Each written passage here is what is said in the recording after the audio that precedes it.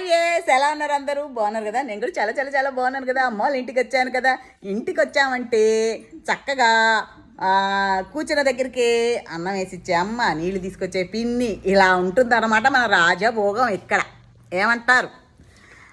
మన ఇంటి దగ్గర ఎంత పని చేసుకున్నా అమ్మ వాళ్ళ ఇంటికి రాగానే మాత్రం మనకు చక్కగా కొన్ని విత్ తిట్లు కూడానండి. తిట్లు కూడా. ఈరోజు మా అమ్మ ఏం చేసిందంటే అది వెనక నుంచి వస్తుంది. Sambar with rice and డమ్స్ with మా అమ్మ హాట్ తిట్లు, అన్నం వద్దన్నందుకు. అది అనమాట ఈరోజు మా లంచ్ స్పెషల్. ఇక్కడికి వస్తే ఏంటంటే ఎస్పెషల్లీ మనకి ఇష్టమైనవి చేస్తారు. ఏమంటారు? అది పచ్చడైనా కానీ, స్వీట్ అయినా కానీ, ఏమన్నా తినుబండారాలైనా కానీ. అక్కడ అనుకోండి మనం అందరికీ ఇంట్లో వాళ్ళకి ఇష్టమైనవి చేస్తాము.